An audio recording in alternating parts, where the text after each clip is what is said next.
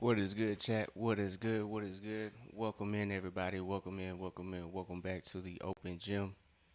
Well, everybody, it's been a couple of days since we've all learned the news that the Atlanta Hawks were involved in a three-team trade with the Dallas Mavericks and the Oklahoma City Thunder, sending the former number one overall pick, Zachary Risachere, to the Dallas Mavericks in exchange for Ryan Nemhard and Lou Dort, as well as sending Zach off. The Atlanta Hawks have sent a total of three second round picks to Oklahoma City and the Dallas Mavericks.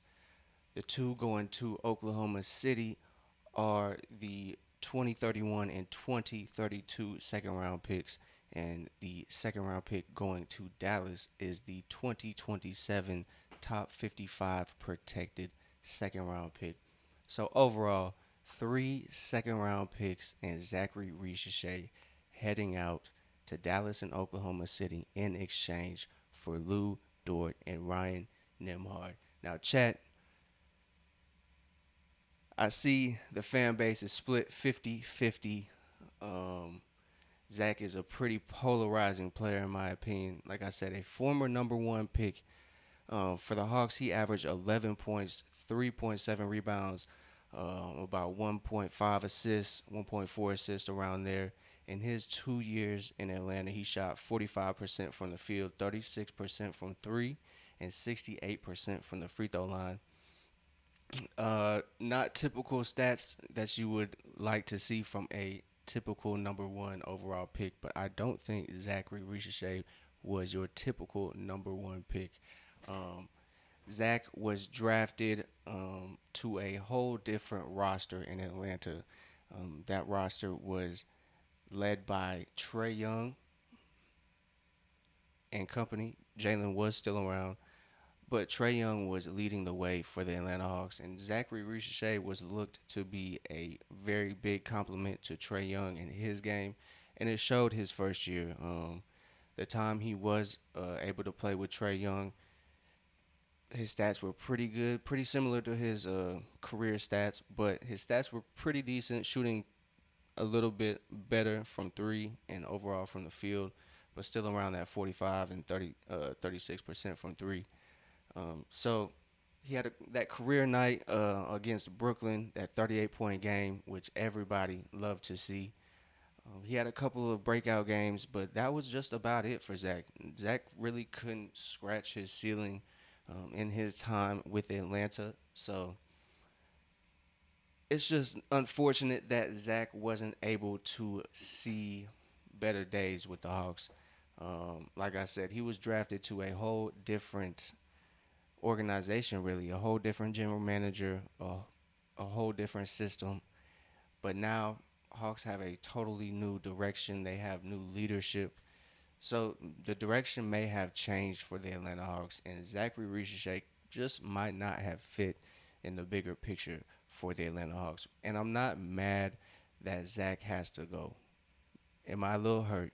Absolutely. It's been a couple days, chat. It has been a couple days since we've had um, the news broken to us. But overall, hindsight being 2020, I think this trade is going to be a good trade for everybody. I think the Dallas Mavericks are going to get a talent that a lot of people just weren't aware of because he did play in Atlanta. Atlanta didn't have too much success, and he did not have too much personal success, numbers wise or stats wise. So, obviously, I wouldn't call it disappointing, but some people would definitely call this number one pick experiment for Atlanta very disappointing. But overall, I really don't think there was any better option for Atlanta at that number one spot 2 years ago in that draft when they did get their number one shot. But in overall, you do have to look at the return for Atlanta. And I know it's just this trade, but Atlanta has acquired Aaron Wiggins, Lou Dort, Devin Carter, and Ryan Nemhard for Zachary Risachere and three second round picks, um, or maybe five. And that's a good return, man. That is a decent return for a number one pick who has underperformed very much so. He has underperformed. I think he has a better game than he has displayed in Atlanta. I think he can break out in Dallas. Maybe not all star, all NBA player, but I think he can be a significant role player for an NBA team. It's unfortunate that that wasn't Atlanta, and he just couldn't fit the vision. But it is what it is, and like I said, you have to look at the return, man. Atlanta gets Lou Dort. Lou averages the very similar numbers as Zach: 11 points, 3.8 rebounds, 1.6 assists, shooting 40% from the field, 35 from three, on 78% from the free throw line. His best year, he averaged 17 points with OKC, 4 rebounds, and 1.7 assists on 84% shooting from the free throw line. Shooting from the field and the three was pretty similar to his career shooting splits. But Lou Dort adds a totally different aspect to this Atlanta Hawks team. Atlanta looks to be buying into that defensive mindset. I know a lot of people are worried about the offensive inconsistencies that might be on display when Lou Dort is on the floor with maybe Dyson Daniels.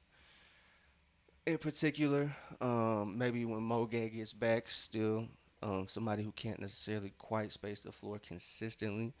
But honestly, we'll look to see if those players develop and they can start hitting shots from the perimeter and help out Atlanta and make this vision a little smoother. But Lou Dort comes in um, on a 1 year deal. OKC, long story short, just couldn't pay the man.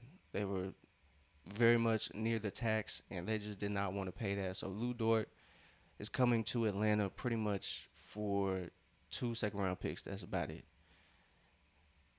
And that's a good stab in the dark, honestly. Atlanta has a good shot at repeating their success last year. And as a success, I want, success, overall success is to win a championship to some folks. I'm just along for the ride, man. I'm along for the ride. And whatever happens, happens. And I can't be lie. I can't lie. I really do think this is going to be, like I said, a repeat of last year, maybe top five, top six finish for the Atlanta Hawks, which is a move in the right direction, in my opinion. If we can go further into the playoffs, that'll be great. And I think this addition will help Atlanta very much so. Um, and kind of like I was saying, that 1 year deal is important because I believe Nemhard is on a 1 year deal. Lou Dort is on a 1 year deal. CJ McCollum is on a 1 year deal. Jock Landale is on a 1 year deal. And Mo Gay is on a 1 year deal. So that leaves Atlanta plenty of options if they want to maybe explore the trade market come trade deadline time. So when that time comes, Atlanta's gonna have plenty to offer other teams. They have the cap space. I believe if they go into next year, they have about $40 to $50 million in cap space to spend on maybe a disgruntled player with their team, whoever wants to leave their city. Maybe they can offer them some change to come play with Jalen. And it depends on the level of player that Atlanta will need, honestly. Atlanta will have some work to do on the roster, obviously, before the season starts. Because with these moves, it's 17 of 15 roster spots um, filled out for Atlanta. So there'll have to be some moves made before the season starts. But after kind of the season starts, and I would probably say halfway through or 3 quarters of the way through, Atlanta will probably tell where Jalen Johnson is sitting development wise. If he takes another leap, and honestly, if he repeats what he does in the regular season and continues that into the postseason, I think we obviously will have a number one option. I think a lot of people have questioned Jalen's abilities, maybe his talents. Wouldn't say effort, but I don't think that's quite correct in my opinion. I think Jalen is on his way to becoming one of the top 15 players in this league. So In my opinion, I think Jalen is progressing fine. If he takes this next step next year and kind of shows a little more leadership and ability to kind of take over a game, I think he is going to be on his way to being a household name for sure, if he isn't already. And that's going to open the door for a lot because if he takes that step and he becomes the number one, then Atlanta doesn't have to go out and search for a number one. I think they can maybe let CJ go into the sunset if that's what he chooses. He signed a 1 year deal.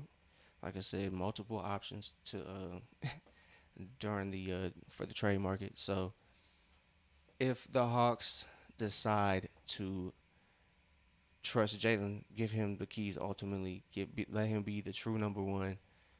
They don't have to go search for that number one. They can search for a 1B.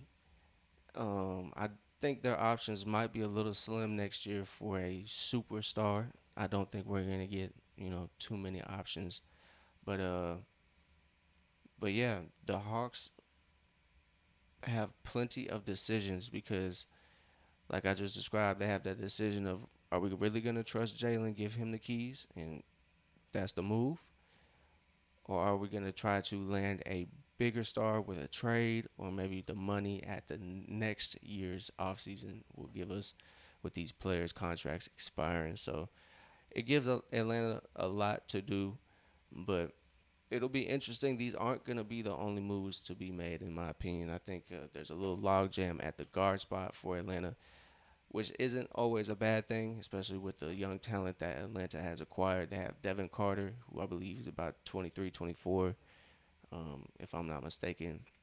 They got Ryan Nemhard, obviously Nikhil Alexander Walker, um, CJ McCollum. They have Dyson Daniels.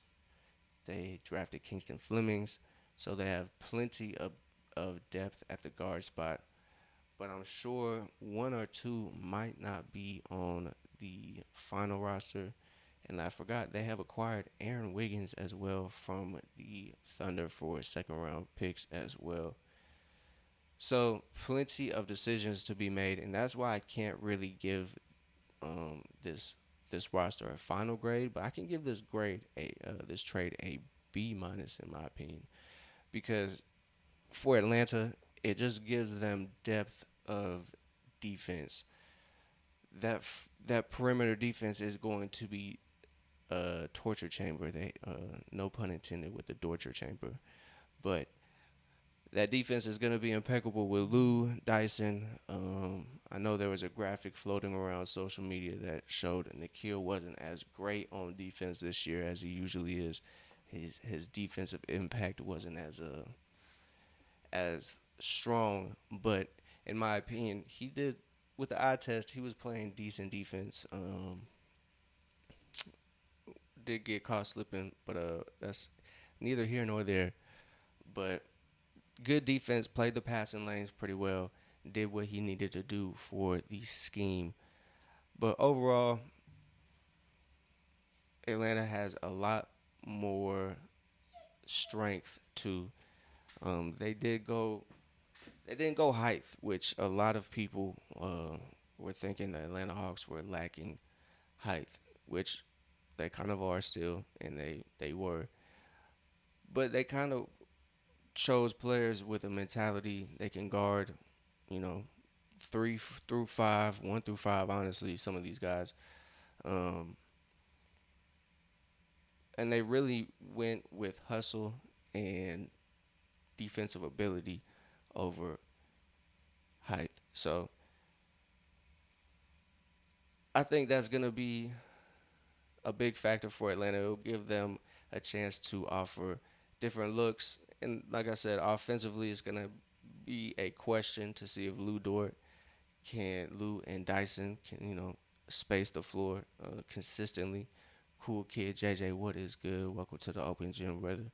We are just breaking down the Zachary Risacher trade.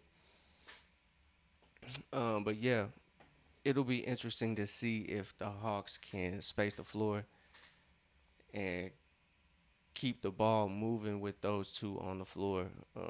I know a lot of folks have concerns that the ball is gonna get stuck with Dyson out there, but I think that's downplaying Dyson's ability. I think Dyson does a good job at somewhat facilitating. It looks a lot different than a traditional point guard. It does.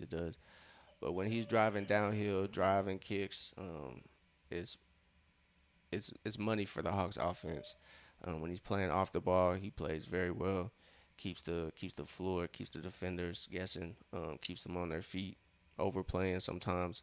The only downfall is they won't play up on that 3 point line if he's not shooting, or at least just shooting, just getting the shots up. So, like I said, Dyson's gonna have to take a leap this year. I'm sure that's every NBA player's goal, but it'll just have to be shown consistently if Atlanta wants to have success this year. And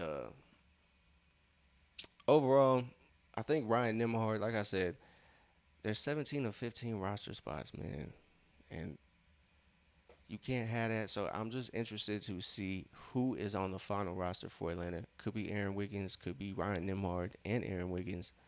Um, Devin Carter. So we'll have to see what Atlanta Hawks do in that aspect to get that roster to 15. But overall, it's just sad to see Zach go. Um, to recap, it's just sad to see Zach go. But I guess the NBA is a business, and I guess the Hawks wanted to sell as high as possible, even though around the league everybody looks to see Zach's market as sort of low. So you got to give credit to the Hawks. They had a decision to make whether they wanted to extend Zach's contract or, find Zach a new place to play. And they elected to find Zach a new place to play. And I'm not mad. It is what it is. Best of luck to Zach in Dallas. And the Hawks receive Lou Dort and Ryan Nemhard. So we'll see who is on that final roster for Atlanta. But I'm excited. Lou Dort, like I said, adds another layer to your Hawks team. Ryan, like I said, I don't know who's going to be on the team, so I can't get too excited about, Ryan Nemhard, Devin Carter, Aaron Wiggins. But it's really good to have those type of players on the team. So we'll see what the Hawks decide to do, and when they do it, we'll probably go live when they do, to react to that. But yeah, chat, just wanted to tap in, give y'all my thoughts about the ZACCHARIE RISACHER trade to Dallas for Lou Dort and Ryan Nemhard. So I appreciate everybody that tuned in, everybody that tapped in, hit the sub, follow, and subscribe button. I greatly appreciate y'all. If you haven't, go ahead and do that. It helps the channel greatly, so I greatly appreciate y'all if y'all do. So I'll catch y'all tomorrow early. So I appreciate everybody who tuned in. Y'all have a great night, and I'll see y'all later.